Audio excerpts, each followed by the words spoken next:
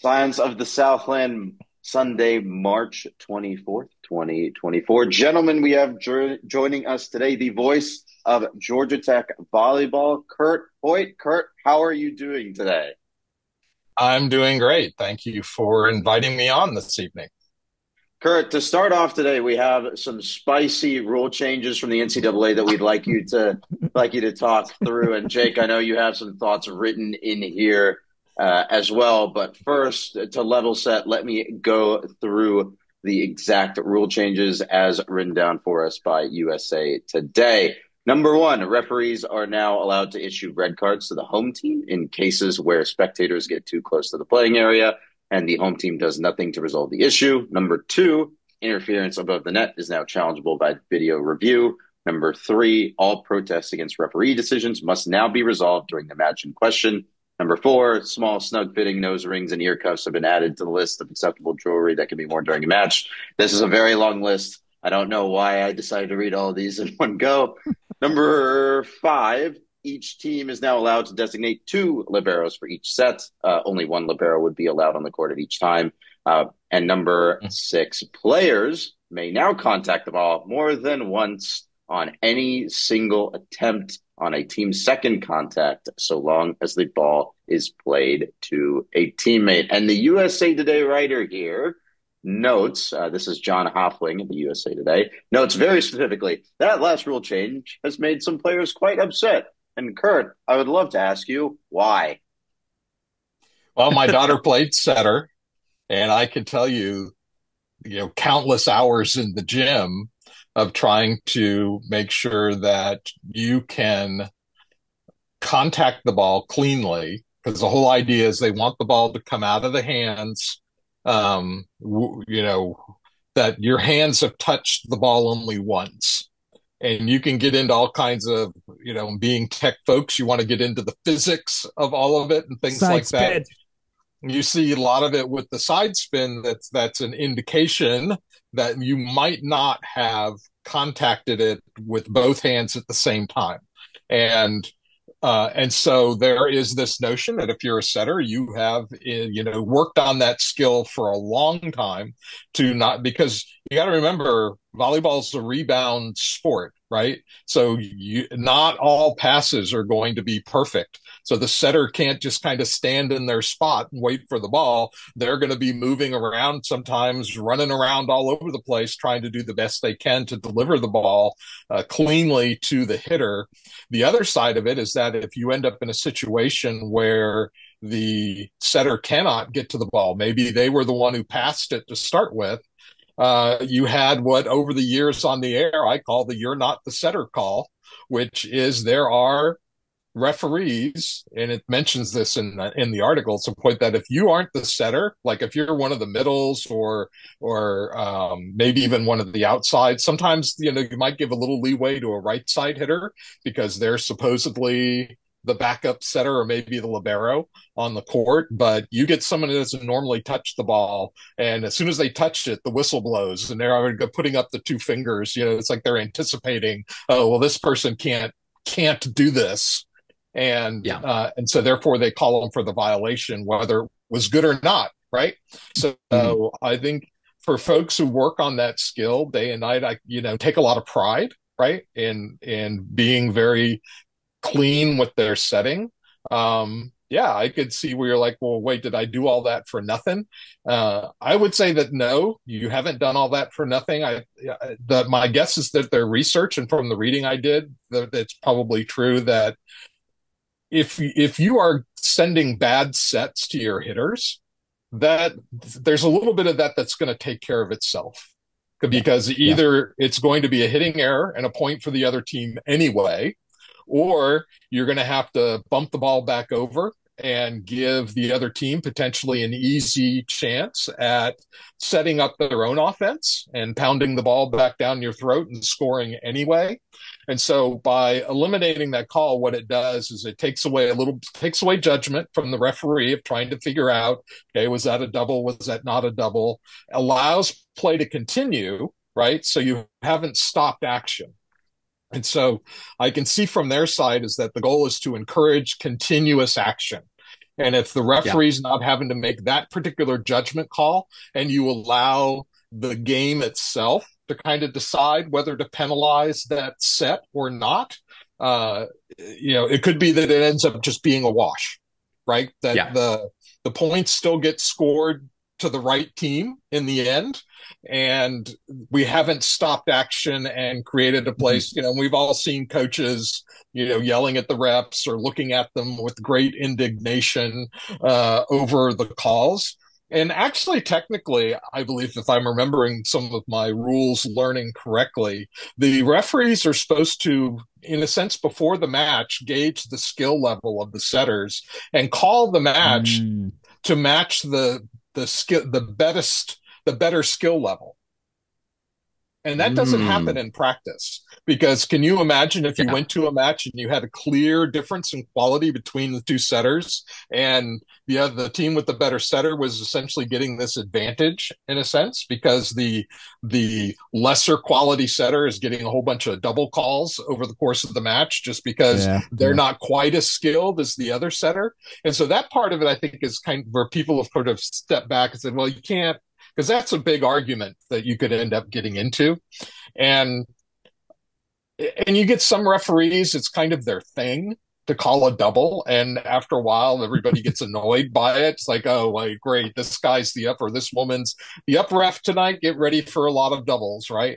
So it eliminates all of that, probably creates a little more consistency, keeps action going, and hopefully lets the play on the court work out whether or not the bad set gets penalized or not. And it also then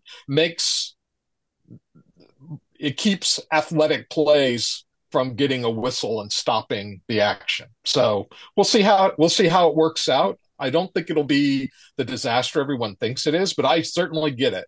If you have these setters that have spent countless, hours in the gym, just doing nothing but trying and delivering clean balls to their hitters, you still got to put the ball in the right zone for that hitter to be at their best. So that none of that's going to change. No. So, correct. See, that's such a reasonable and well thought out answer compared to what I believe Jake has written in our document, which says, quote, "Oh my word, that basically breaks volleyball." I wrote this at 7:10 in the morning on Friday. It was sent to me by 3 listeners. So shout out to those listeners. I think that shows that we have a pretty loyal listening crew here. You guys know who you are, so thanks for that. But, that was I just have to read through this real quick. But, I don't know. I think there's a lot of skill that goes into setting, I'll be curious if someone figures out how to very deftly do a double touch set that also gets the right spin towards the opponent that you need. Just kickstarts the front top spin just a little bit, not too much. Well, you got to remember the rule says that second touch has to go to a teammate.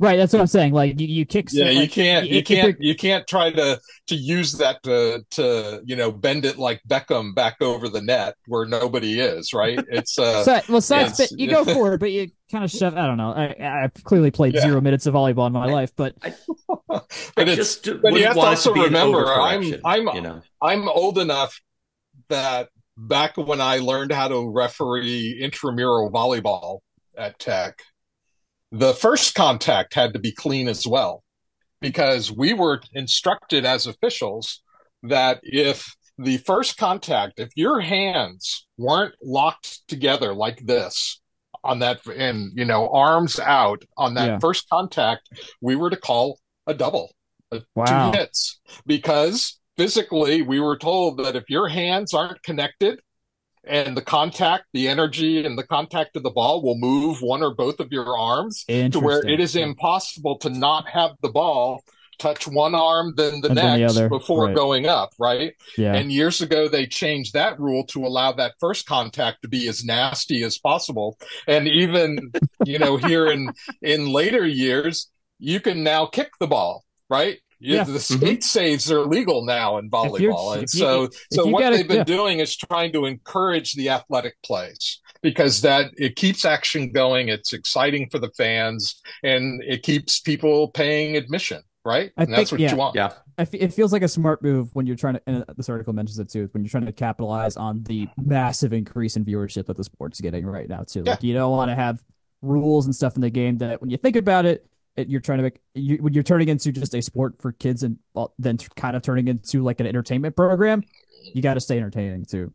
And if you have a way to probably very likely inconsequentially change the game that makes it more watchable, that what I wanted to just see makes is I sense want to see go forward with. the athletic plays continue. That'll be the thing. It's when you're like, wow, how did they even get to that ball and keep it alive and not have it suddenly go, oops, double, sorry. Yeah. I think that makes a lot of sense. Yeah. Makes sense to me as well. This is all very relevant to me right now because Tech's first set of preseason scrimmages start this week. On Saturday, they'll face off against Tennessee and Virginia and Auburn. And I think that's back to back to back. All games are free admission at O'Keefe Gym. So go and check those out.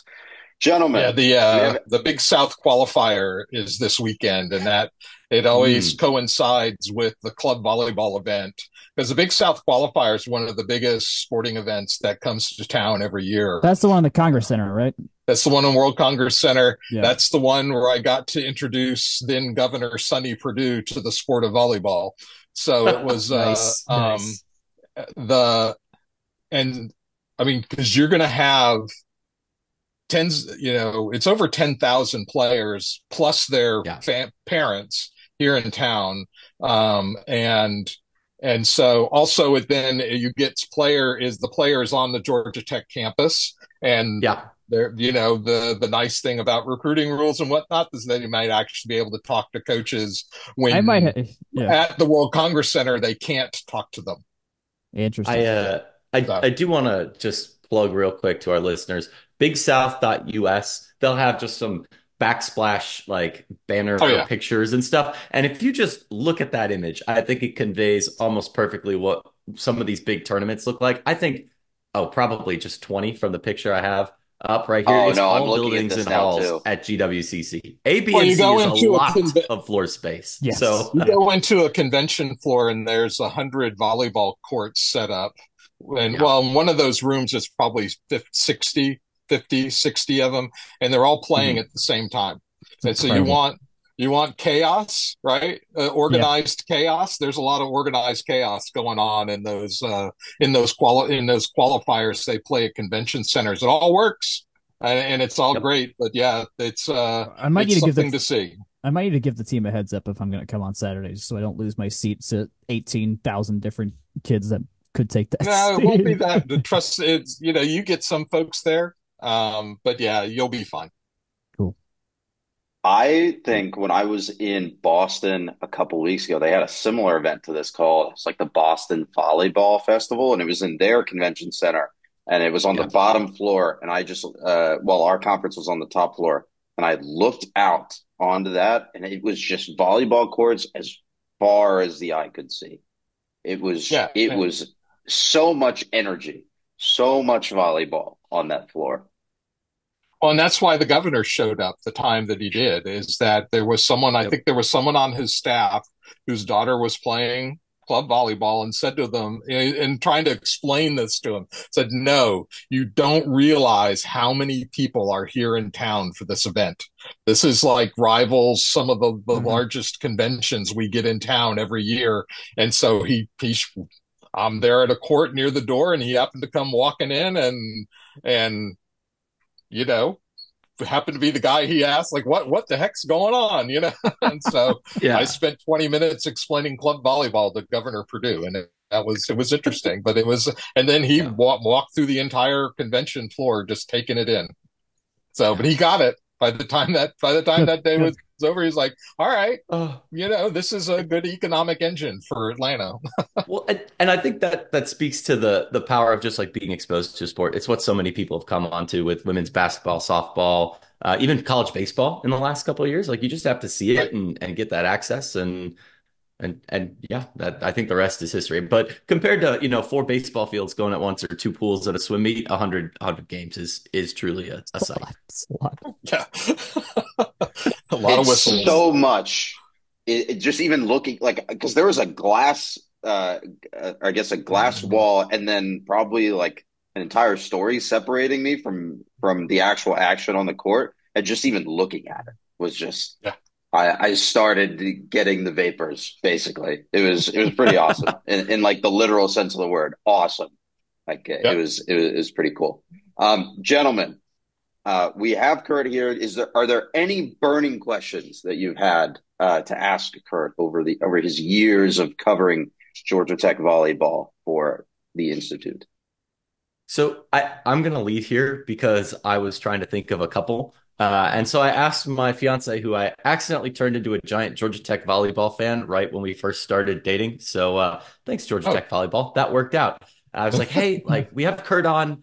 Do you want to ask him any questions? And she says, I can't think of anything. It's like asking the president of the United States of volleyball a question. Where do I even start? So that's the reputation. I'm not that scary. I was going to say, I think the bar's super, and I think we've had just some of the like background on before, but yeah, like it sounds like you got into the sport before being a volleyball dad. Is that a good read on how you got into it? Well, I ended up on the broadcast. We had a gentleman named Ed Martin at WREK, who was, I'll just say, not of college age, had been around a while, and he was a fan of volleyball. He's from California. He, loved the sport, and right about that time, the rules in volleyball had changed to change the scoring system from what was known as side out scoring, where each game was played to 15, and you could only score if you were the serving team. Okay. To what we now know today, what we see today, which is called side out scoring. In other words, whichever side earned that point, you actually get a point on the scoreboard, whether you were serving or not. And the reason they made that shift, and I'd have to go back, is to see when it could be the international game had already made that shift. But what it did is it made the length of the matches more predictable. And if you want TV and you want radio, you can't have a thing to where one match is an hour long and the next one is 3.5 hours long, right? Yeah. The broadcasters want some sort of range of predictability for how long these things are going to take. And so with the change to side out scoring and the fact that Tech was actually pretty good at the time, not that they aren't pretty good now, but they were in one of their, sort of runs of 10 or 12 years of being really good. And so he was like, oh, well, we should put this on radio. And I was doing women's basketball color with Richard Musterer at the time and had been doing for 5-6 years. And so they were going around essentially to the people around the WREK sports world, just kind of saying, is anybody interested in trying to do this? And I said, sure, I'll give it a try. I didn't know a whole bunch about the game other than what I knew from my old, I had took, there was a class years ago called athletic officiating. It was a PE class, and you learned how to referee. You had a set of sports you learned how to referee, and one of them was volleyball. And from that, I was able to referee intramural volleyball matches there at Tech. I was getting paid a little bit of money to do it, so it's not like I'd never seen the game before. So I said, I'm game. We'll give it a try, and it worked out. And now 21 years, now start the 22nd anniversary, if you will, coming up here in the fall. And so I've been, pretty blessed to be able to do that for this long. But, my daughters played sports. Now my younger one was the one who ended up the volleyball player. And at that time, she was just starting to get into it in middle school. So it kind of both happened at the same time. But being the volleyball dad helped being the volleyball broadcaster, because I was able to be in and around the sport, in a way where I wasn't necessarily broadcasting it. Plus, I had access to a ton of really good club volleyball coaches here in town to discuss the game, learn about it, and talk about it. And then, because I knew the Georgia Tech coaches and had, at least shook hands a couple times with some of the other ACC coaches, you got ways of learning and talking and understanding the game better. And I figured out a rhythm for doing it on radio, because volleyball on radio, you'd be, until you actually try to do it, you don't realize how fast the game moves. And so to try to paint a picture on radio with the speed of the game is, it takes some time to work that out. Yeah. So that's where, that's how long I've been doing. That's kind of what it sort of started, because I was the one who said yes when it came around, when they were asking around that world at the time to come do it.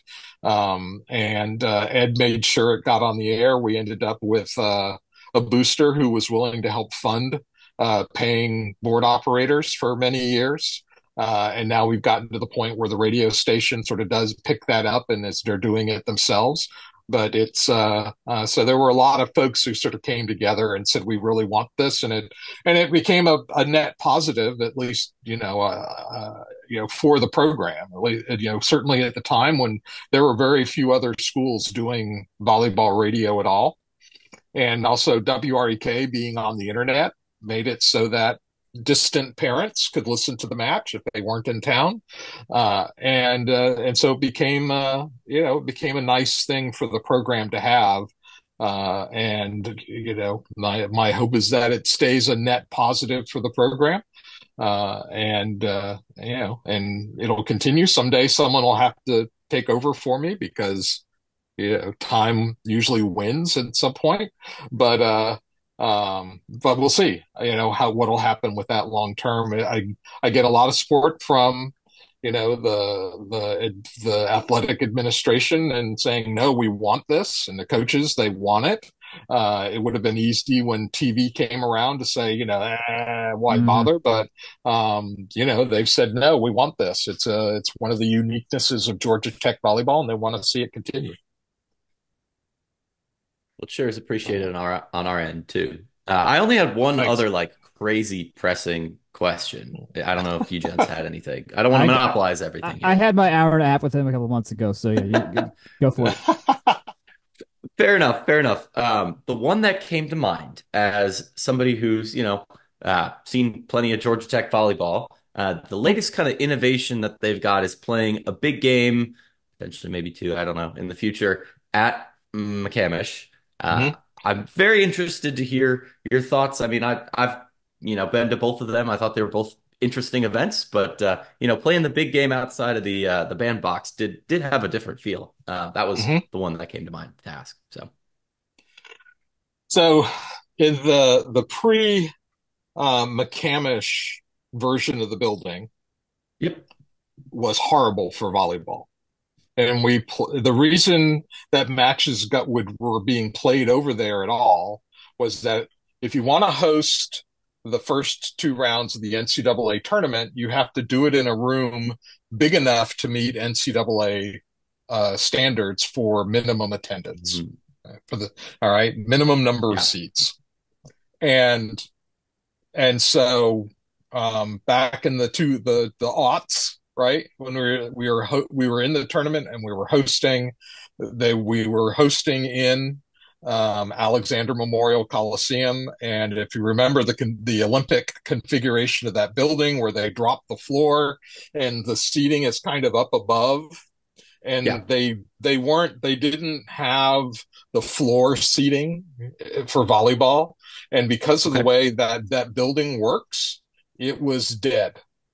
Right. And because sound from the fans kind of went out here and then down on the floor. And so you lost all of the energy you had in O'Keefe. Now, those matches we won many of them, and that was fine, but it didn't take long. Sorry, I have a light that keeps turning off. It didn't take long before magically the capacity of the O'Keefe gym became exactly the minimum for the NCAA. That's convenient. Yeah. Yeah. Oh, yes. It was pretty amazing. Where overnight it was like, oh yeah. We put in enough people to to host this tournament on a regular basis in this building. Now, at the moment, because of the last, I don't think we've won a match in McCamish. Nope. 0-2. And as a result, our current staff is not a fan of playing in McCamish because we don't win, right? Yeah. And if we went in there and won, it would be like, yeah, let's do this, right?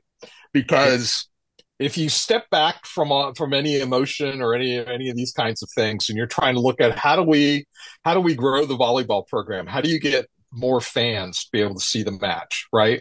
Well, the Zelnak Center was supposed to be that venue, right? Because the original configuration of the Zelnak Center would have included a new volleyball venue, and sort of like the Derby Gym at Clemson, where you would have rollout seats and you could put, say, 3,000 into that facility for volleyball. Well, we didn't raise enough money to build the full Zelnak Center, so we only built half of it because that's what we had the money for, and so the new volleyball gym went by the wayside, right? Yeah. Interesting. If you look at it from like, where do you get money? Where do you get more seats? Where do you do this? The quickest solution is move Tech's home venue over to McCamish, right? Yeah. But you lose all of the sort of the character you get in O'Keefe and the home court advantage. Now, the McCamish configuration is much better for volleyball because you don't have the floor sunk down. You've got seats that go all the way up to the edge of the basketball part of the floor, just like in a sense, still like plenty they do at O'Keefe. Yeah. So you can get close enough on the sidelines to where the sound, you got energy from the fans, it's much better than Alexander Memorial Coliseum. But until we win there, I know if we would go in and win a match in there, then some of the thinking would probably change pretty quickly if it seemed like it was a home court advantage. But at the moment, it doesn't feel like a home court advantage, and so it's hard to make a good case for playing there more often. But I think as the program, if the program continues with the quality that it has and the demand for tickets, you could then maybe get more than 2,000 a night on a normal night for a home match, right? Which you can't do in O'Keefe. And so there's always going to be that, how do we create, if we want to, if Georgia Tech wants more volleyball seating, how do they do that without losing the home court advantage that O'Keefe is? And then, of course, turning on all the lights and whatnot in McCamish isn't cheap either, right? So you have to have enough people coming in to make it so you're not losing money by opening the doors. So it's going to be an interesting future along those lines of how do you continue to expand the volleyball program and maintain the quality of the volleyball program and maybe generate more revenue out of volleyball but it's like you got to have a facility of some kind to do that with, and how do we do that? And there's been all kinds of ideas that have been floated over the years of how do you get money for a different venue, for an expanded venue, all kinds of ideas. We're we're going to take the roof off of O'Keefe and we're going to do all of this crazy stuff to it and add more seats and do whatever we're going to do. And those are all great ideas. None of them have actually physically happened yet. And I don't know if any of them ever will, but from being able to do something tomorrow to add seats for volleyball, McCamish is your solution, right? Yeah. But we got to win there. Yeah. It's got to be to where the coaches and the players, everyone feels like it is our home court and it is an advantage for teams to play. Well, keep in mind. Jack, I need to get my piece in. Right. Just one sentence. I feel validated. I feel validated in hearing that, and thank you. I have a very simple solution. Just don't schedule Pitt in the building. Well, I mean, we lost to Georgia in the building, and we shouldn't have lost to Georgia. Should not have lost to Georgia. I don't think I took a breath for like 5 straight minutes talking about that, but we don't need to grind that tape again. That game had its that. There was many reasons why we lost and should not have lost that match, but whatever. I get it, but that's episode it's 183 if anyone wants to go back. Yeah, but it's also this is we've got to, and again, this is not a knock on Coach Collier at all or anything like that. So don't let anybody try to interpret it as I said, as I'm saying anything negative about the program or the staff, but it's just the realities of the building of what is available for use by the volleyball program to try to grow their attendance, which I'm sure they would love to do. I mean, if you went to Coach Collier and said, "Hey, do you want to have more fans? More capacity for fans at the matches?" Obviously, they're all going to say, "Yeah, we'd love to," but you also want to do it in a way that continues to make where we're playing a home court advantage of some kind. But there's schools. Maybe you look at Louisville, right? They'll play matches. They have an on-campus facility they play in most of the time. We played them in Freedom Hall in the NCAA tournament when we went up there and played them there, right? And then they'll also play some at the Yum Center, just where the same thing, their basketball venue. So it's the best way to break that ice is for us to start winning matches there. And if we're winning matches there, then it becomes, a better sell to say, let's put some of the matches that we have that could generate more revenue in a place where we have more seats. Yep. Makes sense. But or build a new volleyball venue, right? That is in the middle between McCamish and O'Keefe, and you can bandbox that as much as you want. Yeah. Either way, hopefully this is the last time I have to think about the L&N House of Pain Federal Credit Union building for 6 months. But yeah. Don't worry. We'll talk about them in sooner than 6 months. I have a feeling when we start previewing volleyball. Well, let's get into some of the content that we have for this week. Let's start with women's basketball. And I think, Kurt, you have a little bit of experience, like you said, with calling women's basketball with old friend Richard Musser. We'll start with their one game from this week, which in our notes we have as bad at Mississippi State. In the WBIT, which, as we mentioned before, is a new tournament sponsored by the NCAA. Kurt, what were your feelings on this result for women's basketball as they closed out their season? Oh, I'm sure they hated it. I mean, no one wants to lose, right? Yeah. I mean, it's especially like that. I mean, did any of you see Jeff Walz's press conference from the NCAA tournament? You had a reporter essentially ask him about turnovers and why you have so many turnovers, and he got snarky and started going on about, well, you got to practice that. It just doesn't happen, right? You gotta you gotta work at being good at that. And it was a really snarky sort of answer for some of that stuff. But at the same time, if you talk to the players and coaches, they didn't want to lose. They didn't want to lose. B, they didn't want to lose like that. And it just was one of those things where, Mississippi State perhaps being angry about being not in the NCAA tournament, right? Yeah. Decided they were going to take their anger out on their head coach's former employer. And because their coach worked at Tech under Michelle Joseph and before he went to Louisville, and now, and good for him being a head coach now at Mississippi State. But they came out and were like, we're going to prove to the world we should have been in the NCAA tournament. And that's what they were after.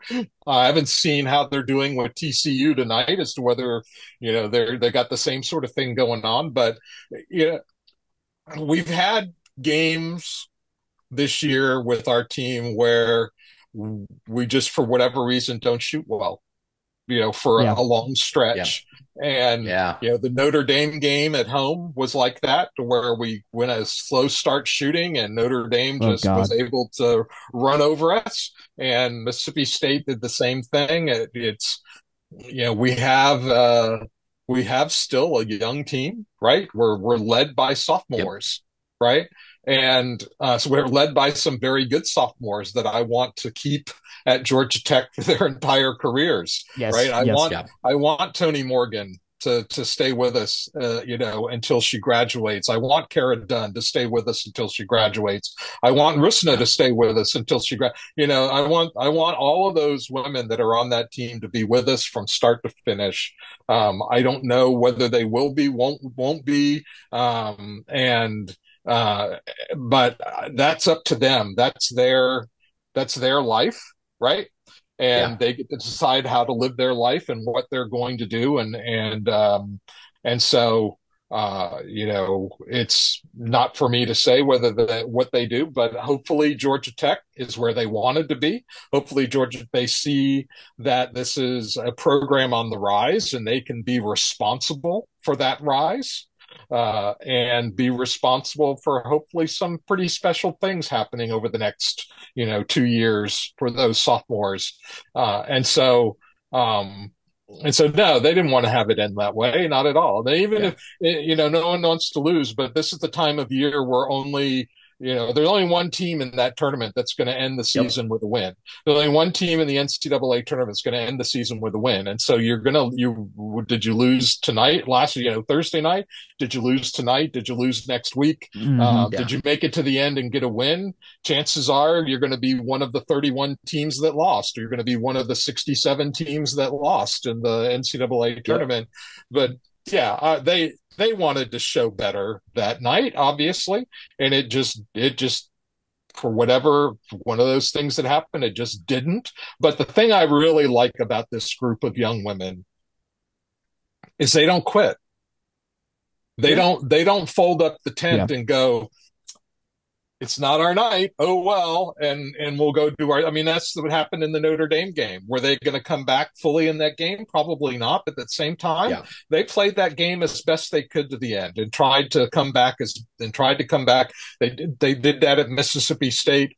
And again, it just didn't, it wasn't their night and it wasn't going to happen. But this group of young women, credit to them, credit to the coaching staff. They played at the end, win or lose, wherever it is. They don't fold up and just go away. And so I like that attitude. I like that fight from them. I like that accountability from them. And I'm looking forward, hopefully, to the roster all coming back who are eligible to come back, and the Fab Four, right, that they've got coming in from the state of Georgia next year. That's a huge class. Adding some new dimensions to what that team can do. And maybe they find some post players in the transfer portal if that's what they've got to do, as well as go out and find some freshmen. But there's no one that knows more than Coach Fortner and her staff as to what they need. And there's no one more focused on trying to fill those needs than them, because there's the one whose paycheck depends on the whatever success they're going to have in order to, you and me, we can talk about this all we want, but we don't inconsequential. Yeah. We don't have any skin in the game, right? None of us is going to lose our job or get a better job or get a bigger paycheck as a result of how they perform. All I can do is be supportive and wish them all well, and I want them all to succeed. And I'm sure that they will, and I want them all to stay at it and be tech women, because there is. I still believe in the 40-year decision, and I'm hoping that these are smart women, that they understand that as well, but they also understand they've got an opportunity to make a name for themselves as tech athletes, as being the women that rebuilt this program. And so take that challenge and run with it. I hope they will. That's there's two threads I want to pick at there. One, I like the attitude about the, only one team ends on a winner. I remember walking out of the Clemson game in 2020 that ended the men's basketball season going, this might be the last time I see a season-ending win. Just they're not that common, but that we don't have to unbox that. The point I want to, dig in a little bit more on this team in particular is I want you three gents to hazard a guess. Do you know what the year-over-year change in win percentage was for this team? I promise this is relevant. What? They won 13 games last year, and they won 17 this year. 17 this year. They won 17 this year. So, dude, I don't know. This is what calculators are for. Yeah, that's what I'm here for. 15, 150, right? You win at probably at least 150, maybe a little more. Akshay, any thoughts? I'll say if we're setting the line at 150, I'll take under because I think it's fairly similar. It's 101. It's close. I think a 100 point improvement is very solid progress year over year. I will say last year's was an aberration. It was the lowest annual total that we've seen in quite some time from Georgia Tech. But my addendum there is if they can show market or similar improvement year over year, they're right back in that tournament caliber. And I know win percentage is a massively oversimplified number, but this team is one that improved a lot. I think it's one that improved a lot as the year went on. We saw them competitive at NC State, which is an extraordinarily difficult place to play. We saw a very, I'd say a pretty entertaining finish to the ACC slate. If that's the way things are pointed, plus the recruiting class that we really haven't dove into too much yet on this podcast. I'm sure that's a summer episode coming because there's quite a lot to talk there. But I think my tease is it's a team that took a step up. It's a team that got better as the year went on. It's one that has a pretty steady floor right around that, 600, a little bit higher, a little bit lower win percentage in a given year. And that, winning's entertaining. So, that's something that, can resonate with folks outside of the storylines. Because I feel like, we try so much to say, okay, here's things to look at. Here's things to think about. If there's one thing to take away, they got better and help is on the way. How's that? That I think works. Yeah. That there's an NC State loss, which was painful, but also at Syracuse. They almost got Syracuse as well. Yep. So this team was really close to two extremely good road wins in conference that would have changed. Maybe that doesn't get them out of the WBIT because they were a 7 seed on one side of that bracket, but at least if they get you to 19 wins, it's something like that. And those 19 or those two were really good ones, which is nice to say. I guess, the bottom still fell out 3 times this season and seriously fell out 3 times. Maybe the 4, I don't know if you want to count both Duke games, but just the first Duke game. But yeah, it was, and Duke just beat, they had a big win today in the tournament too. Ohio State. They beat Ohio State. So they're absolutely doing stuff. What was the last thing? Reinforcements on the post is why we lost one of the reasons we lost to Mississippi State. We could not do anything down low whatsoever. We didn't score for 5 minutes and 45 seconds of game time to start the game, and a lot of that was just we were getting layups just deflected like Moses Malone was down there or something, or Dikembe was down there, and we just had nothing. We just had nothing to do. It was rough. We only had 4 people score until Rusna scored late in the fourth. which is just not a way to win games. And Tony is getting there, but she's not quite at the I can score 35 on my own and win us a game. She's getting there, but she hasn't reached that point. But I think overall, yeah, Kurt, you hit the nail on the head on basically everything there. Yeah. Real-time follow-up on Mississippi State, by the way. They advanced to the quarterfinals of the WBIT. They dispatched TCU earlier today by a score of 68-61. They will face the winner of Penn State Belmont, which is taking place tomorrow at 6 p.m. on ESPN. That's a Penn State, another team that probably a little unhappy with how that all went down with the NCAA tournament, since I think they were the team with the highest NET number that didn't get an at-large invite. Someone's got to be that, though. Because they were up in the 20s. It was like crazy. Oh, they were like in the high 20s. They've got Indiana stated, and they're in a major conference. Columbia with a 57 got an at-large invite, right? So it was, because I was expecting Columbia was going to be in the WBIT, maybe one of the higher-seeded teams, or might be a team that Tech would face early on in that event, in the WBIT. But Columbia ended up getting an at-large invitation, which I was surprised by. But there's this like Penn State, Washington State, and I think even Washington, were teams that were sort of left out. There was a little surprise even from some with Miami not making it. So it was but this is what happens with the committee, right? Sometimes they're whatever they're weighing, whether it's like the last 10, and some there are some of those teams that their last 10 games maybe weren't their best, and so that discounted them in some fashion. But Mississippi State, Penn State, they're probably playing with a little chip on their shoulder, and it wouldn't surprise me to see both of them go far in this event. For sure. The other quarterfinalists, by the way, Illinois, so shout out Jake, Washington State, Toledo, Tulsa, I just Villanova, lived there. I St. didn't go Joseph's, there. and Mississippi State, and then the winner of Penn State Belmont. So there's your remaining field for the WBIT. Kurt, if you had to describe this season in one sentence, what would it be?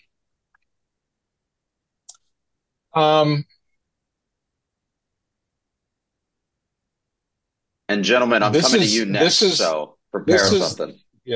This is the team that didn't get the signature win that they needed to get. I like that. There's a little bit of missed opportunity there, but we've always seen these teams, we've always seen these Tech teams, they'll even in the leaner years than these, you would get a signature win at some point. You would upset somebody. And this team came close several times, but never could quite get over that hump and get that signature win that might have, from a psychological standpoint, said to them, yes, we can do this. We can win these games. And that's the thing that's the last thing this group needs, is just that get that one win, get over that psychological barrier of yes, we can win these games, because we have seen that they're capable of winning some of these and competing with some of the best teams in the conference and in the country, and they'll get that win. It'll come. This was the year it didn't. Yeah. Akshay, can I modify your question? Go for it. I'd like to use my my sentence or my phrase to describe how I feel for next season, and it's expectant. I feel like we're due. And it's a combination of that lack of a signature win. It's the floor has generally, there have been, plenty of WNIT and, early exits, NCAAs over the last 15, 20 years for this team. And that's kind of right around where they've lived for most of that. There's been some high variance and some low variance, but I feel like this team has the talent, the potential, and the help coming in to have me. I'm ready for, not that I'm ready for next year. We got a lot of living left to do until then, but the bar is there, and I think I'm expecting to kind of hit that. So yeah, Jack, your last. A lot of gas, not that much handling. They know how to press go, but they get off the course, it takes sometimes the car just doesn't respond when they're out there. But that comes with experience. So that yeah, I mirror a lot of the sentiments here as well of what going forward I think should look like, because they saw the glimmer pieces. The pieces were there. We had record breaking games. To be a lot of every player basically had career highs in something. Inez got so much better defensively, and just I remember last year seeing her out there. It's like I could tell you're going to be good, but you look like a stick. Like just got like if people would just run over you, and this year people would choose to not go to her if they could avoid it. So like they're making the year-over-year improvements. Yeah. So. Mm-hmm. Yeah. Yep. Good stuff. Let's flip over to the softball diamond, which Kurt has a little bit of experience with as well. First, before we get into the week's results, I want to talk a little bit, or give space for Jack to talk a little bit about his article and interview with Hunter Bunch from earlier this year, Georgia Tech softball's hitting coach. Earlier this week, excuse me. Yeah, earlier this year, as in 2 days ago. Technically correct. Yes. Yeah. If I finally got I got time to talk with Hunter before I was in Texas, just to kind of be like, what did you do to the hitting? Why is it like this good? Because it was a lot of the same people who were all here last year, and they were nowhere near as good as they are now. And now Mal Black and Madison Dobbins seem to hit a homer every like 6 at bats at this point. And I think one of the biggest things to note is he changed their swing path. They were coming very steep to the ball when they were at the plate last year, and they were minimizing the window of opportunity to hit good contact. And so he flattened out their swing. He's like, it has to be between 6 and 10 degrees of where you want to have your bat path come in. And which I'm like, that makes sense. It's a very large sphere. Like, just give yourself the best chance to put on your very large bat. Give yourself the best chance to get some good contact on it. They swing hard, and that's been showing. And then the other big thing is, he just kind of let them all swing naturally for what's good for them, which I don't know if that wasn't what was happening, but that was the thing. He's like, just do what feels good. And the biggest version of this is Jen Soleo, whose stance now, her back leg is on the plate side of the batter's box, and her front leg is on dugout side of the batter's box. Like, she is very, very large, wide stance, but she loves it, and she's done better. Everyone's done better from this. So, and just good mentality, good scouting. I mean, he's kind of treating it like an offensive coordinator, seeing what defenses give him, seeing what pitchers give him, and adapts all the time. So, he's big on the stats and whatnot. I'd recommend y'all go read that, because there's a lot there that's more than I need to bother reading on here. But story time with Jack. How many words did it end up being, Jack? 4,100. Yeah. So take 15 minutes of your day. Go check that out. It's on the site. I think it's still in the top bar of the site, so you can find it very easily. But go check that out. Let's get into the results real quick. The 2 midweek results from this past week: a 4-3 win over Charleston Southern and a 9-2 win over Coastal Carolina. More offensive firepower there, especially in that second one versus Coastal Carolina there as well. And then getting to the midweek at UNC, a 1-2 weekend at UNC. A 9-3 loss on Friday, a 6-2 win, in the middle, and then a 7-2 loss on Sunday. A rough outing, I think, for the pitching staff on both ends of the weekend here. Chandler Dennis did not have a good start to that first game, and then turned into prime John Smoltz, and then went back down to giving up a couple runs there late. And then in the latter game, Tech got out to an early lead, but then pitching staff couldn't really put together the rest of the game. So I think all told, a summation of some of the same, like, kind of a return to earth, I'd say, of some of the problems that we've been seeing or pointing out the past couple of weeks. Wouldn't you say, Jake? Yeah, I mean, I'd say so. I think I kind of couched last week's results with like this is a great 1-3, even though it was 1-3. there's always positives I think that you can determine in a loss. This is a relatively long road trip. They still come back 3-2, et cetera, et cetera. But all that said, it's kind of the regression back to the mean that we saw in Tech really executing, but also getting away with it in what was Jack? Did it run 15 or 16 game streak? I can't remember. 15. 15. Okay. Yeah. 15 game streak. You're going to get some wins that, late game heroics, et cetera, et cetera. But it all said, the team's going to continue to hit. You just have to hope that the pitching staff can kind of piece it together, keep it together, because there are those crooked number innings. I know that this is not this is more of the vibes based assessment that I think I usually wind up giving in terms of my softball analytics. But a big crooked number in the first run of the series seemed, at least to me, having that in the background, a little bit of poor omen. I think they really acquitted themselves well Saturday, top to bottom. Whenever UNC put one across, they answered. They had a couple, string together a couple hits and get some runs, held them to four hits on their end of the plate, and then Sunday just it wasn't their day. It was more of how I felt about kind of going through today's, despite taking an early lead. All that said, I'll introduce the Universal Selection Index once more. I still have them in the tournament field, but that does not factor in today's result yet. So there's a lot of season left there too. But the Jake Math TM has us in the last four in, so that's not the worst place in the world to be. Wow. And they get I believe Syracuse and Kennesaw and the opportunity to get some road wins and stack those up this week. So. I'm looking at the how today went down. We lost 7-2. We only had 4 hits, which is not great. We were leading, and then Blake allowed 3 runs, and all of them were unearned because we had 2 straight ROEs. One by who's in right? Who's in right field? Who plays right field? That's not Vukadinovic. Is that Vukadinovic? I think it's Rook. And then one by Nelliman herself. So that kind of sucked. And then they hit a homer off that. So 3 unearned runs, and then we just kind of had to figure it out from there because things seemed to unravel quickly once North Carolina got on the board, which is a thing that has happened with us at times.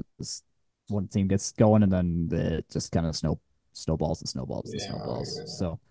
Saturday's game was great. Saturday was great. Friday, as you said, Dennis was okay, then fantastic, and then left in there just a tad bit too long, apparently. So that would this week in particular. North Carolina has historically been a pretty good softball program, so you gotta give them a little credit as well. But no one wants to be more consistent in the circle than the young women who've been there all year long. And so, they're going to keep working. They're going to keep, putting in the effort. And you've seen the flashes, right? We've seen the bits and pieces of where they can be. The question is, where can they get consistently to where, not that they're always at their very, very best, but that, it's like everything. You want to raise the floor, right? You want to make it so that when it's not going well, that you're not going down quite as far as you used to. And if they can continue to raise the floor, they'll be fine.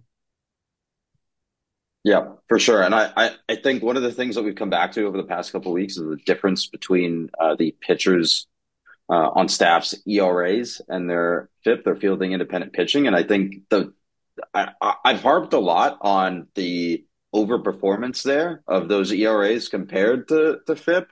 But one of the things that is hidden in that difference too is how well the defense behind those pitchers is doing, right? They are helping these pitchers out and cleaning up or putting out some fires and doing a really good job of it and helping their pitchers succeed, even if they might not be having their best days. So if you have that as your floor defensively and you add just a little bit better or more consistent, it's not even better, it's just more consistent quality pitching, that's where you go from that.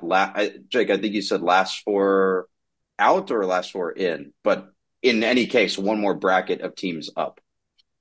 It's last four in. I also have Louisville, NC State, and Notre Dame in consideration. Again, this is really early season math. It fluctuates pretty heavy this far out still. So take it with the appropriately sized grain of salt. I think North Carolina is probably a little bit underappreciated in the rankings so far too. And you've got more good teams in the conference as well now. Yep. So it makes it a little harder. But I haven't looked lately to see whether their walk rate has been getting any better. Because if it gets to where they're not walking as many batters, that'll be a big help because you just don't have those extra runners on base. But it's walks.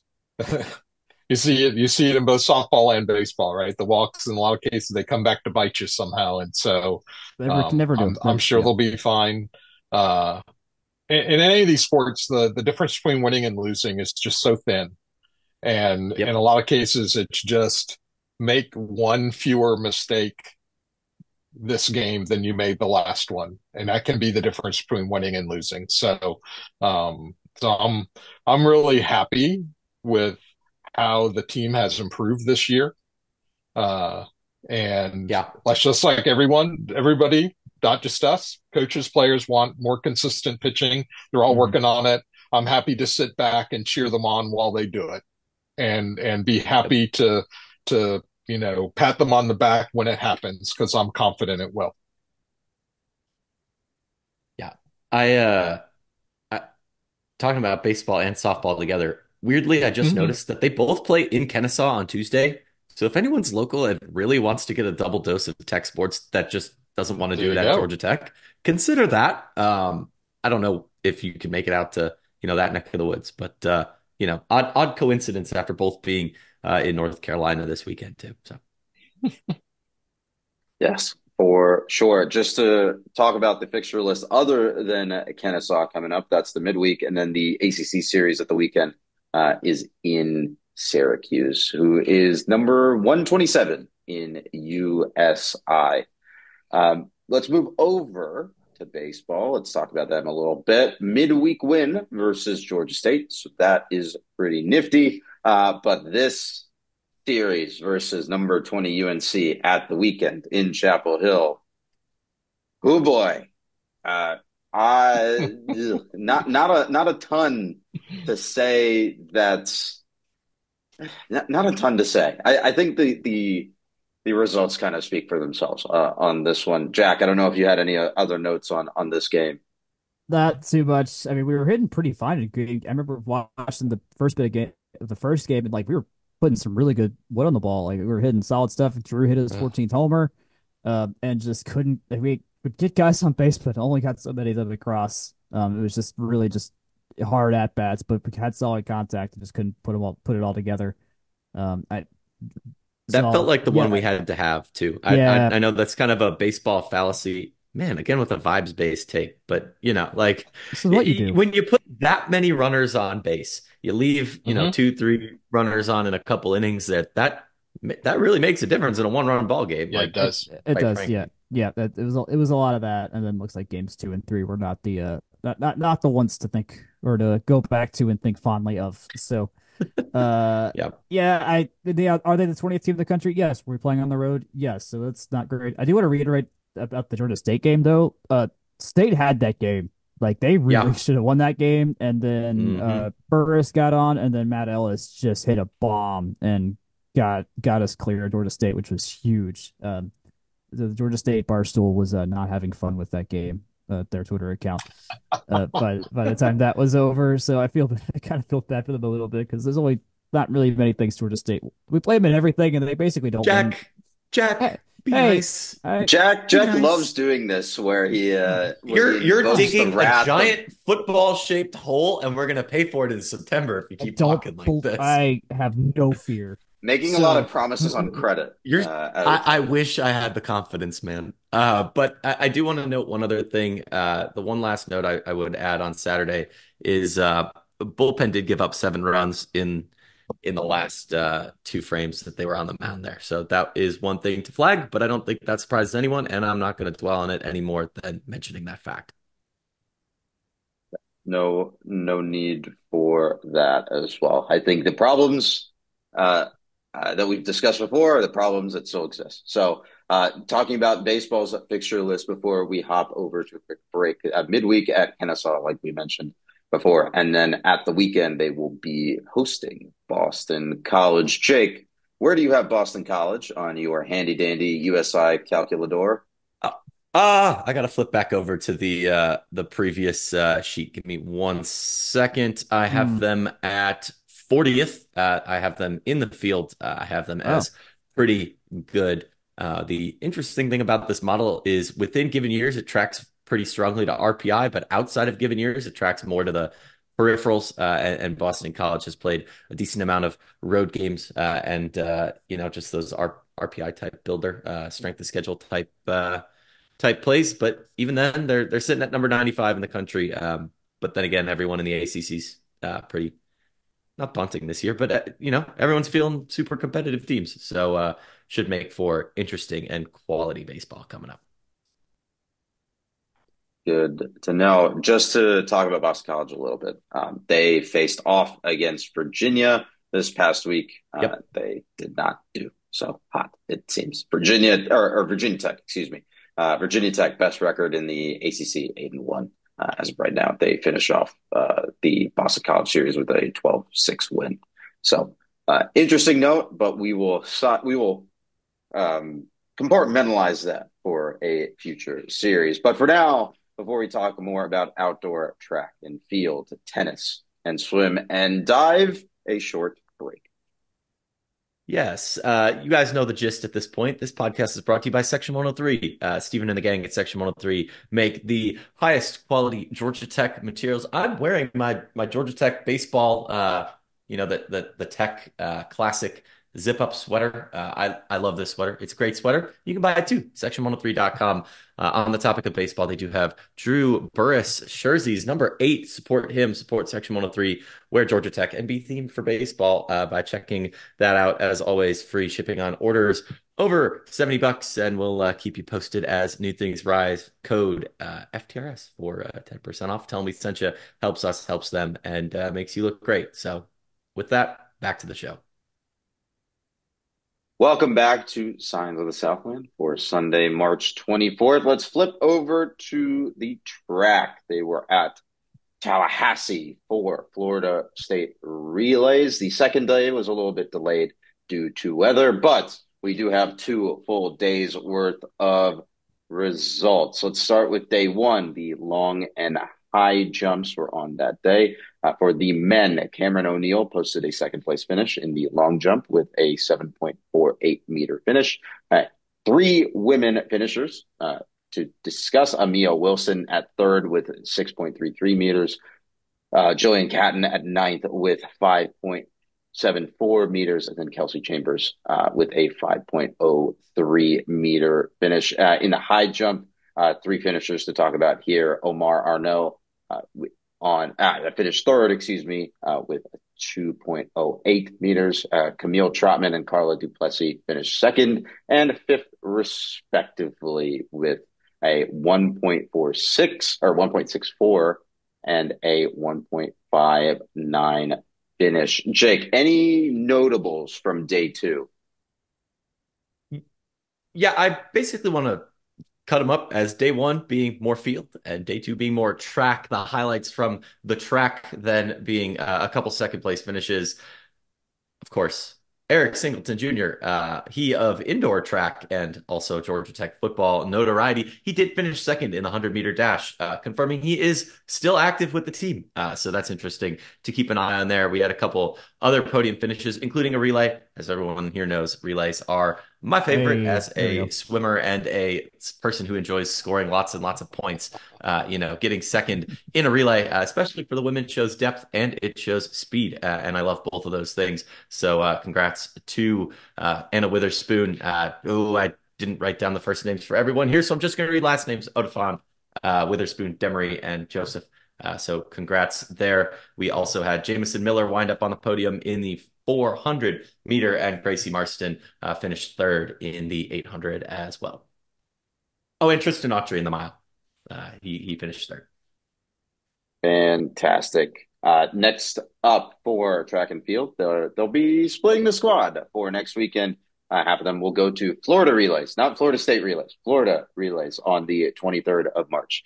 And then the other half will be in Raleigh for the appropriately named Raleigh relays on the 29th. Let's flip over to tennis. The men were off. They'll be back in action next weekend on the 28th. They'll face off versus number 14 FSU. And on the 30th, they'll host number 50 Miami. But let's talk about the women, number 24 in the latest ITA rankings. Started off with not so great of a loss, a 6-1 decision versus number 42 FSU in Tallahassee, but salvaged a result in Miami, actually an upset result versus big win. Miami. This is a big win, yeah. Yep. A number 19 team in the nation, a 4-3 victory. Jack, let's start with the FSU results. What did you see with this one? They beat us bad. Like these first sets are not close. 6-3, 6-2, 6-2, 6-4. It's generally pretty bad.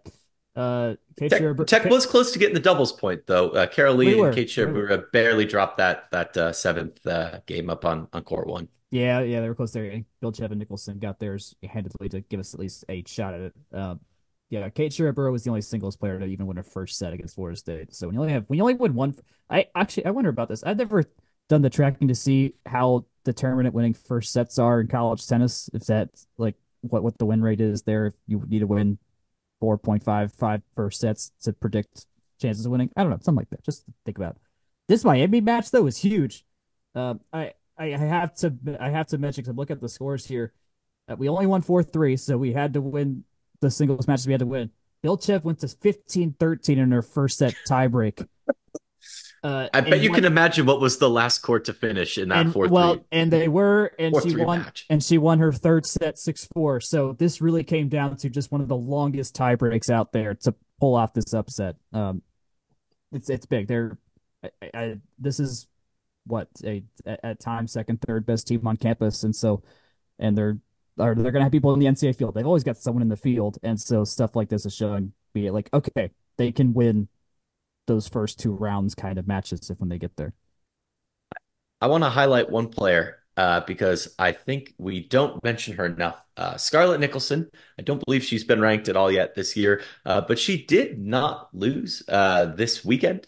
She did get Tech's only point against FSU. Yes, they just played 1-0 in the third set with that match already in hand for the Seminoles. But in terms, and I guess DNF on the doubles, but she did manage to be a part of that doubles court victory in Tallahassee, and also won her singles in Miami. So kind of flying under the radar, but not losing. That'll get you on the team in a nice place. So. I gotta mention here our tie breaks here. We played 4 against Miami, and there were 4, and 3 of them went to extra points. The 15-13 one, Jane went to one that was 10-8, and there was 3 of them only 2 of them went to extra. There's a 5-7 and a 7-2.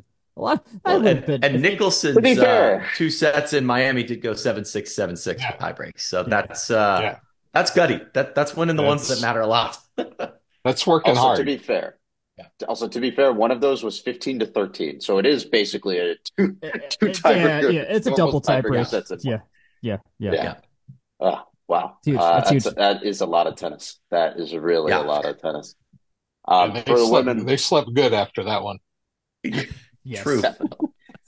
Fun plane ride home, I imagine. An extremely sleepy one, I imagine. Next up for the women, next weekend, they'll host Notre Dame and Louisville. Notre Dame first serve will be on the 28th, and then for Louisville, it'll be on the 30th. Let's move over to the pool. The women's NCAA championships were in Athens, Georgia this past week. Not much to report from the Tech side. Anna Bradescu in diving and Sabrine Brisson in the pool did not score, but here are their finishes. For Brisson, a 59.70 in the 100 breast, good enough for 27th place finish. And then in the 200 breast, a 210.75, which would be 33rd. Bradescu, put together a 50th place finish in the 1 meter, and then a 24th place finish in the platform. One of you is in this document making changes to this section. Jake and I are having both of you are. I can't count. I'm sorry. So which of you wants to talk about the remaining results in this in the women's championships? I'll give it at least a start. It's Virginia, and if Virginia was their own country at the Olympics this year, they would medal many, many times, and they will via the United States Olympic team this year. It was kind of a no-brainer. They were going to absolutely demolish everybody, and the fact we get Stanford now to swim against them, I don't know what. I mean, well, at this point, the Walsh and Gretchen, the Walshes and Kate Douglas trio is probably all about to graduate too. So hopefully, geez, they've been here a while. Well, they all swam in Tokyo, right? And they would have. They did. So. Yeah, they did swim in Tokyo. Yeah, so we're looking at. It's been 3 years though. It's only been 3 years. That's right. Because that's right. Tokyo was in 21. This is so. The COVID year makes us so. I'm very curious if Virginia has lined up the next 4 best female American swimmers in their pipeline, because that's what they've had, which is just wild to think. But yeah, they destroyed everybody. That's just how that goes. And here they all used to go to Stanford. They did, and Stanford still got second. They got fifth. No, they got fifth. They got fifth. And Stanford still had some fantastic swimmers this whole time too. It's just like, yeah, the distribution of them, the top went to the same place, because you can do that in swimming pretty easily. Yeah, well, if you have Katie Ledecky, that's like having 5 really good swimmers on your team, right? Yes. She skews everything. So retroactive, forward aligning the conference champion or the national championships, if you will. Do you know the last time a non-ACC team won the women's swimming and diving title? And we're counting Stanford in this, I guess, for this. Mm-hmm. Okay. Hey! Of course, we're counting Stanford. ACC legend, Katie Ledecky. It's not June 1st yet. ACC legend, yes. Up there with ACC legend, Andrew Luck and other famous ACC legends. ACC, John Elway and the whole bit, right? ACC legend Tiger Woods. I mean, he's ours now. He's ours now. He's ours. Well. Also, the greatest play in sports history, the play. No. Anyways, the answer to my specific question is 2016 was the last time a non-Stanford or non-Virginia team won the title. We don't have to talk about who actually won it, because it's just going to make us all mad.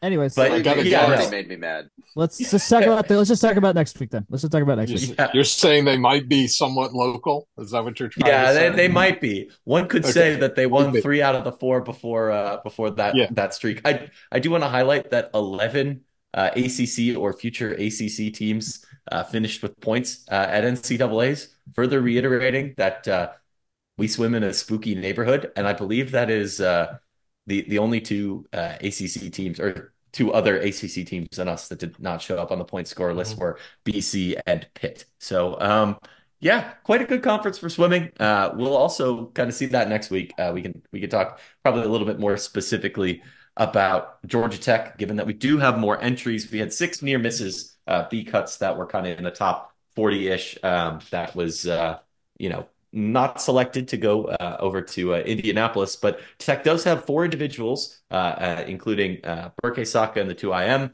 Batoru Unlu in the 200 free, Leandro Odorici in the 100 breast, and Mert Kilavus in the 1650 free. Max Fowler has qualified for both the 1 and 3 meter springboard, and then we've got both the 800 and 400 free relays into the meet.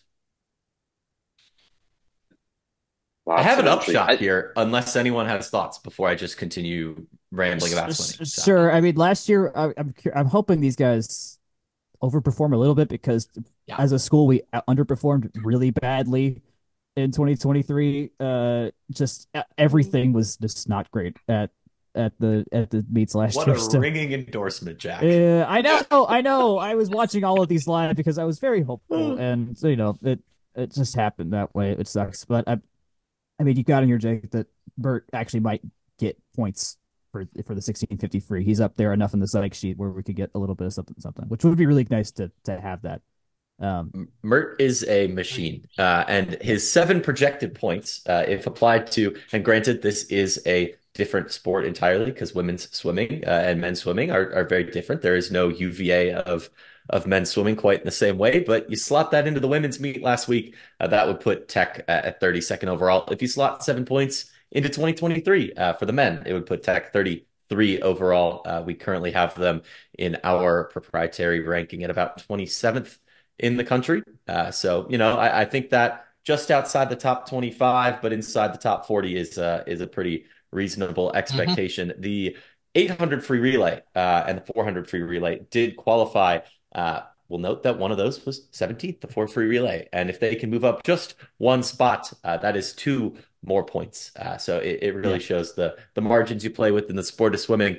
Getting into that top 16 really does count. That's where the results come from. And when you get to put big numbers next to your name in terms of your finish at NCAA. So if we can get somebody besides Mert into the points, that's a really good sign for us. And I will note that diving entries are listed in zone order, so I have no idea where Max is projected to finish. So it could be a lot higher. I don't know. I just don't know. So Jake, I need to steal your last upset point about go for it. ACC Legends Cal. Yes. Is that so I have one of my guys I grew up with when I swam in DeKalb County. He won the 100 breast, Liam Bell. He won the 100 breast at Pac-12s, and it's tied for the fastest time in the nation this year with a guy from Virginia. I want to say I forgot who it was, but all that to say, there is a shot. We've got a DeKalb County Druid Hills High School graduate, now Cal swimmer, who might be winning this event. He got third when it was here in Atlanta. And I think he got top 5, I think, again last year. So, and you personally let him go all the way across the country? How could you do that to us? What were you doing? I didn't have much control over it. I find myself extremely lucky that I have swam multiple relays with an NCAA medalist, a NCAA champion. Let's put it that way, NCAA champion, at least team wide. Not to forget an ACC legend, of course. ACC legend Liam Bell. ACC legend Liam Bell. Also of Alabama fame, and I think maybe one of more school. He transferred around a couple of times too. This is such a good bit. I'm never going to let this die. It's just so absurd that Stanford, Cal, and SMU are joining the Atlantic Coast. Well, part Conference. of this bit is that there is never going to be an SMU ACC legend. It's just Stanford and Cal. We won't be able to name. I don't know. I mean, the Gold Trans Am was really a blight on our conference when that happened back in the 80s. So speak for yourself. I thought it was pretty fun. Yeah. Also, wasn't it Texas A&M that gave him the Gold Trans Am, and he signed with SMU anyway? We don't have to be accurate. We just have to be funny. That's the goal. No. Doak Walker joins Doak Campbell. But yeah, that swimming up in. See, I gotcha. There you go. Swimming will be interesting. They start midweek here, so keep an eye out for updates there. Good stuff. Wrapping up, talking about some other news and notes from around the flats. Golf finished up at Linger Longer this past week. They finished 4th. Christo Lamprecht went 5 under par on Tuesday for his best round of the tournament. As a team, the 14th ranked Georgia Tech golf team was 2 under par in the final round for their 4th place finish. Hiroshi Tai fell off from his 2nd place on Sunday when we spoke, and he finished in tied for 12th after a 3 over par day. Some good scores from around the team here. Carson Kim and Bartley Forrester, even 72s on Tuesday. Cale Fontenot didn't factor in, placed 4 over. Kim finished 22nd. Fontenot was 29th, and Forrester tied for 34th. Alabama was ranked 16th, by the way, and finished the tournament 40 under par. So Yeah, a pretty decisive victory, especially considering that the second place finisher, Virginia, was at 29 under par, and the third place was at 26th. So a very They competitive bring field, like especially. big fans to put behind them when they were like I don't know. That's pretty good showing. I mean, you can't fake a 40 under par. So No, I that's just I just played today. I can't even imagine a team doing that. Never mind my four-man scramble. anyways, it's just ridiculous to look at on a board here. A couple of other local results from this tournament as well. Clemson finished sixth at +6. Kennesaw State at +10. Georgia State at +15. Mercer also at 12th with +29. So pretty competitive.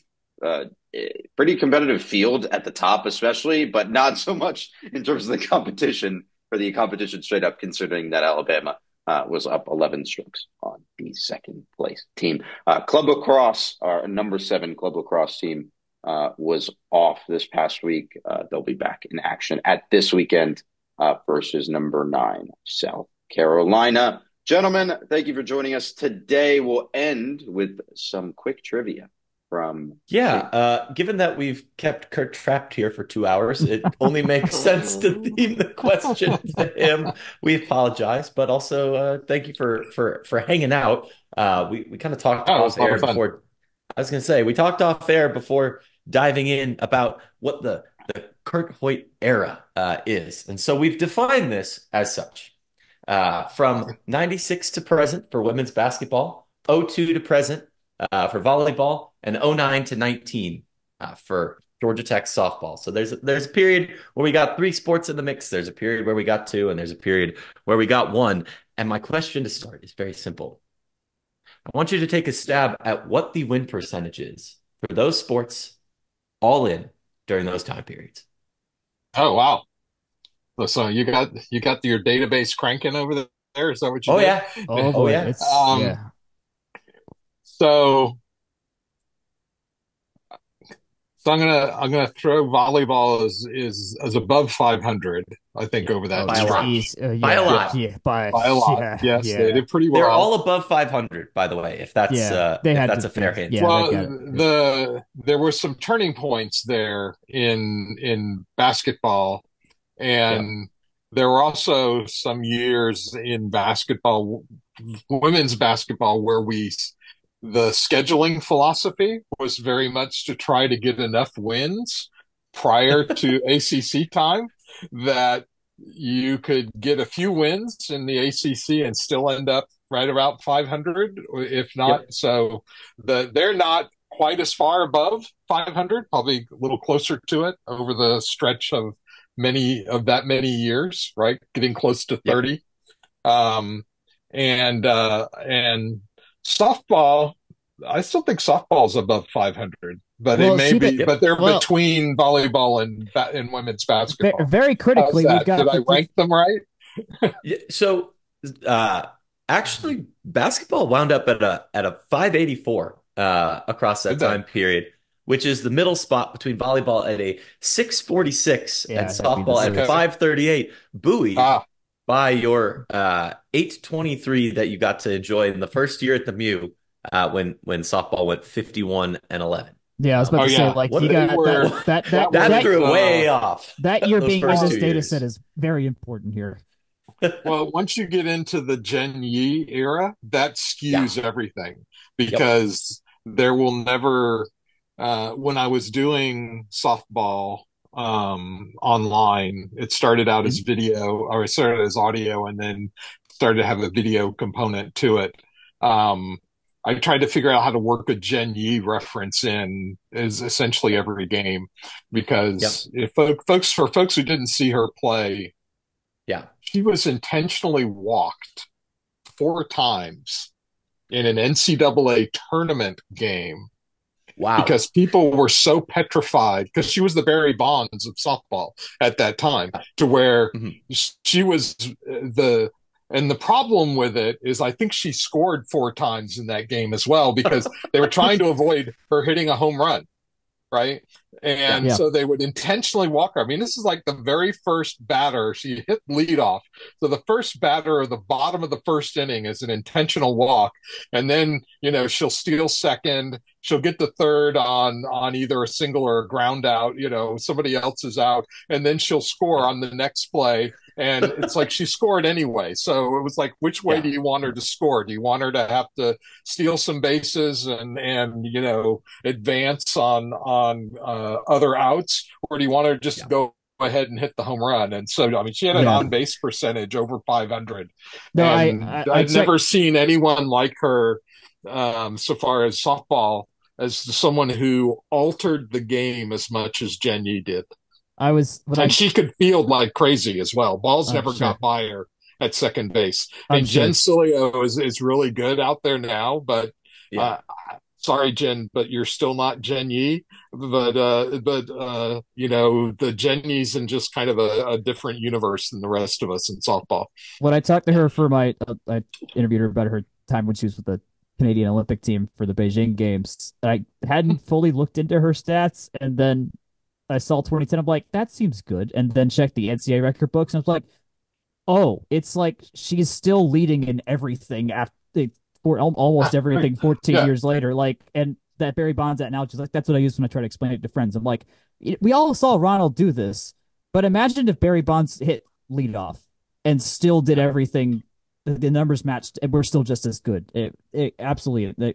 My thought is, maybe you'll be able to elaborate. Is that the best single season performance of any Tech athlete? And it's one of them. It's got to be. And Barry Bonds hit leadoff when he was with the Pirates as a younger player. That's true. Yeah. So, we should have had Kurt on for the Mount Rushmore episode. Yeah, we should have done that. Man. But that was my thing. That was my thing in softball, was trying to figure out how to work in a Jen Yi reference at some point somewhere. And I'm sure we'll see someone, because there's always someone better at some point in the future. So, but at the moment, no one's got her on OPS. I mean, she's, in my mind, she's number one, and we got a lot of really good softball players that have come through our program. A lot of really good players and a lot of really smart players. Coaching the team right now too. Well, yeah. I mean, Eileen was a terror on the base paths. I mean, no one wanted her on the base paths either. So, she was fast. And so, I so want her to succeed. Yeah. I just, I want all of our coaches to succeed, but, among the ones that you see, being an alum, trying to come home and build this program, I so want her to get there. And I think she will. It's just a matter of how patient we're willing to be while she does. Yeah. I totally get that. I do want to round it out just because I have a couple other ones that I pulled out of here. Sure. 591 overall in that time across all the sports. So pretty good average. Interestingly, so I don't have 2023, 2024 in this set because it ain't done yet. So we got some time left to go there. But interestingly, 21-22 was the third highest collective win percentage overall of any of these individual years. Of course, 09, 2010, very, very high there. Oh, yeah. And 02, 03 as well. So. Oh, yes. And during that era, amazingly enough, I mean, the women's athletics as a whole, women's athletics was in a golden age at Georgia Tech. And we're getting back there. I mean, the fact that we got our first NCAA national championship out of women's tennis, and things like that. It's sort of the women's athletics at Tech are kind of, in some ways, this, undiscovered gem for Tech sports fans, if they really, to pay attention to and to support, because these are amazing young women as a rule. They're all crazy smart. They're all if you look and see where they are, the alumni, right, and where they are, where many of them are now, doctors and lawyers and business leaders and whatnot. they're worth the support from the Georgia Tech community, just as fellow Tech people, and they're all great ambassadors for the institute. We've got great male athletes that are also great ambassadors for the institute, but by and large, our women's athletes are just as students and people, they're really good. Yeah. I've got one more that I pulled out of this. Mm-hmm. Do you have a guess?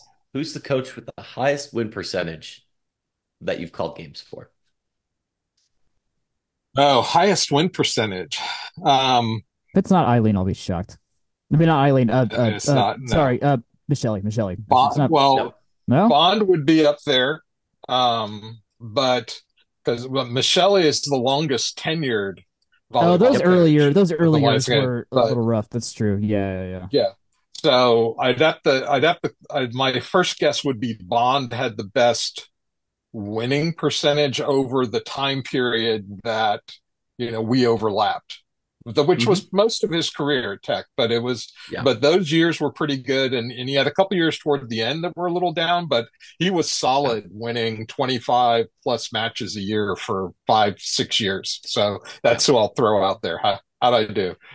You hit it right on the head. Yeah, Bond was number one. I'm not going to say it's not particularly close, but Sharon Perkins at number two with it's a 729 for Bond and a 675 for Perkins. So Sharon did a good job.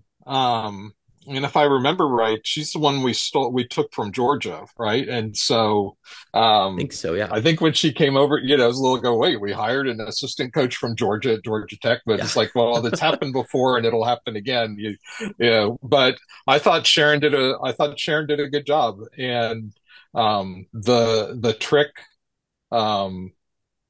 trick with any mid-major coach moving up to a Power 5 school is, can you get that Power 5 talent? And can you both evaluate correctly and find that talent, then can you attract them? And we've seen in all kinds of sports, not just at Tech and elsewhere, the ones that you're like, wow, I thought they would do better. And that's usually what happens, is they're not quite able to get to where they're bringing in the Power 5 talent instead of the mid-major talent. And so, but in Georgia, like when you talk about softball, Georgia is just such a ripe field for recruiting softball players, and with the Hope Scholarship and all the other things that go on with that, it's like, if you can keep that pipeline, that in-state pipeline going, and add to it the talent, good talent from out of state, you've got a recipe for success in that sport. We're starting to see better volleyball players come out of the state of Georgia. We've always had good basketball players coming out of the state of Georgia. So this is a good state for a lot of these things. I mean, all 4 of those recruits next year are local players. And I'm hoping in basketball that they're going to be successful, but they're local and they may bring more fans with them as well. So that's always more fun when the room is a little more full. Parents turn out well. That's and they bring the energy. So I hadn't thought about that, but I like that. And to round things out, Michelle is at number 3 in terms of win percentage, and that would go up, including her 774 performance this year, because that certainly drives it up when you win 24 games out of 31. So. Well, and she'll eventually, and I assume she'll be around. I mean, she'll eventually set the wins records, and that she already has, I think, in the ACC. I think Shelton might still be out ahead of her in total wins, but she'll get there, and we'll look back on at some point at with gratitude on what she did and is doing with that program. Yeah. For sure. Well, I think that's a great place to leave our conversation. Thank you, Kurt, for joining us this evening. Where can the people find you? Find me. You can find me on Twitter, Kurt in Atlanta. That's usually, if I'm on a social network, that's usually where you can find me. I probably, if I'm on a social network, it's mainly Twitter. And so that's probably the easiest place to find me online. Obviously, hopefully, it's my plan, but you never know, right? To be back again for volleyball in the fall, and try to keep some of these things going, do what I can to promote women's athletics and Georgia Tech athletics, and hopefully be a net positive for the programs that I'm connected to. Yeah, and we truly appreciate your efforts to do so. Thank you, gentlemen, for joining us today. Jake, where can the people find us? Yes, as always, you can find us at fromtherumbleseat.com. You can email us at fromtherumbleseat@gmail.com. May not feel like summer's coming, but it is. We are doing our usual deep dives. So if you have any thoughts, opinions, things that you want us to explore, please let us know. We'll have the classics in there, but we do want to shape to, make sure we're talking about what you guys want to hear. And we'll do that week by week too. So feel free to drop us a line at that email. You can also find us at Twitter. At FTRS blog. I'm at Jake Grant 98. Jack is at Jack Nicholas. Don't look for Akshay, but you can find section 103 there as well. Section 103.com and section 103 on Twitter. You can find us on Facebook, Instagram, and YouTube at From the Rumble Seat. You can find this podcast wherever fine podcasts are distributed. Like, review, tell your friends. We do appreciate it. That is what gets the word out about what we're doing here. And in the meantime, good night, good luck, and go Jackets.